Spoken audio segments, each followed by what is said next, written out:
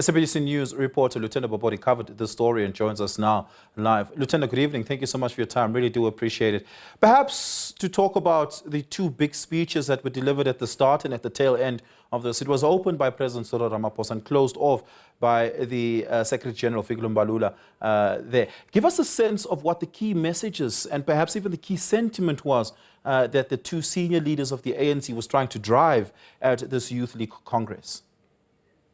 Well, thank you so much, Oliver. Yes, of course, the fact that President Ramaphosa, President of the ANC, and also the Secretary General were there to close and to open and close respectively shows that this conference was considered as a very important one by the political party, the ANC. But I can say to you, Oliver, that it was a violence-free elective Congress, no major disruptions, and it was less eventful and peaceful, as Mbalula and also the president of the ANC said. But of course, it was also marked by some challenges, like the fact that the registration process was a bit complex and there were delays and also late arrivals by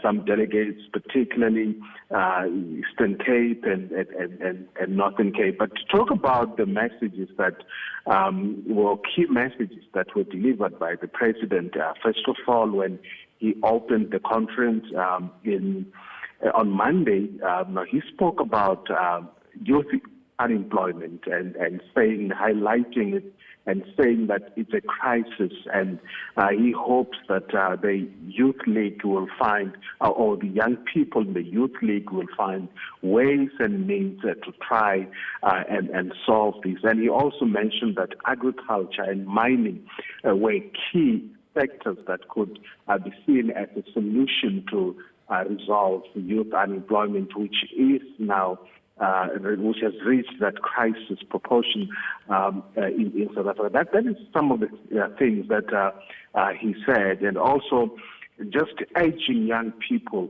to go out there, work, be on the ground, and encourage young people to vote, because although we've seen in the last election a lot of young people coming through to cast their votes, but also there's still, that concern that young people are not coming out, to vote. But of course, today, as you said, Fikile Mbalula closing it down, in style. It's controversial person, a firebrand.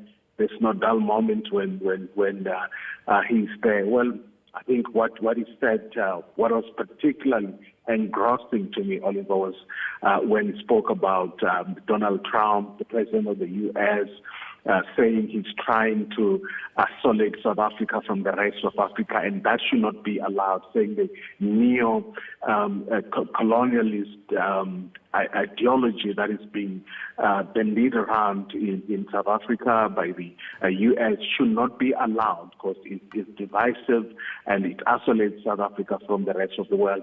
Just urging the young people to take up the baton and carry forward the agenda of African renaissance. That's some of the things that he said. And also, another thing that was quite interesting for me was, just hailing these young people or the Youth League for hosting this peaceful conference, saying the mother body should learn how to run a conference, Oliver.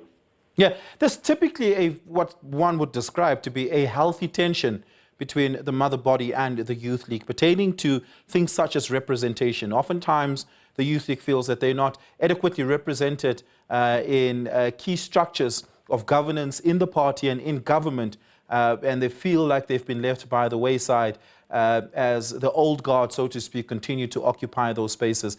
Has any of that been addressed, either as a sentiment, either as a policy, or perhaps even as a practical program where one can actually see the steps to be taken to get the representation question sorted?